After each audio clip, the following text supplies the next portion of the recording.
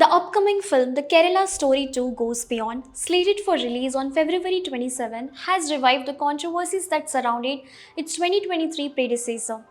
Directed by Kamakhya Narayan Singh and produced by Vipul Amrit Shah, the sequel expands on themes of alleged love jihad, religious coercion, and radicalization.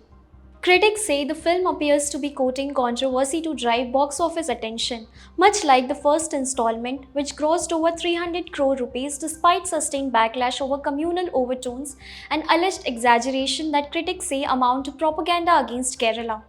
The original, The Kerala Story, was widely criticized for inflating numbers, claiming that 32,000 women from Kerala were converted to Islam and recruited by ISIS. Official records and investigations, however, pointed to only a handful of cases over several years.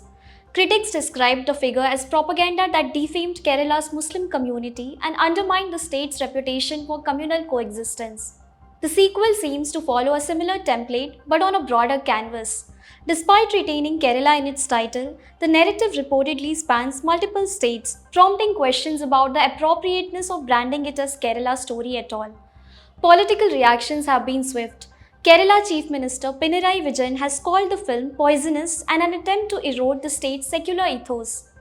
Even Kerala BJP State President Rajiv Chandrasekhar has distanced himself, saying he has no interest in watching the film.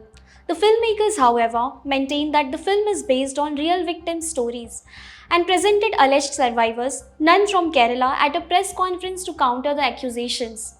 The film crew has argued that the film does not target Muslims as a whole, but seeks to highlight specific concerns such as alleged love jihad. The defense has done little to calm the uproar. Protests including beef festivals organized by left-wing student and youth organizations such as DYFI and SFI have taken place across Kerala, underscoring what critics describe as the film's disconnect from local realities.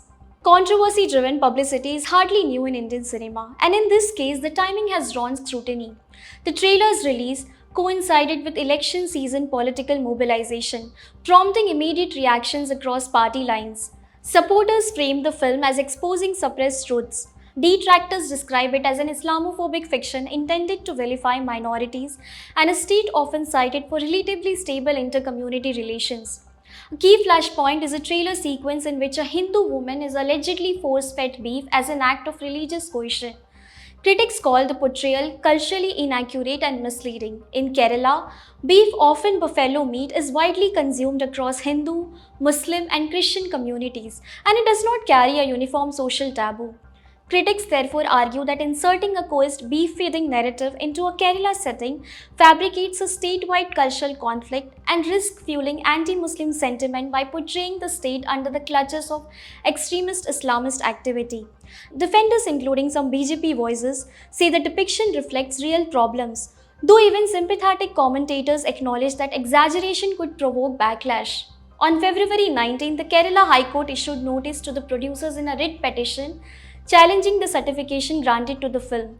The petitioner contended that the CBFC failed to properly apply safeguards that bar certification of films that are against public order, decency, or morality, or are likely to incite the commission of an offence.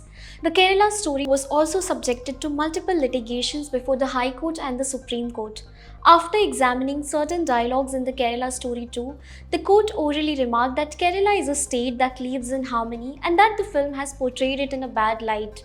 The court also added that the apprehensions of the people of Kerala cannot be ignored, since the makers have used the state's name in the film's title.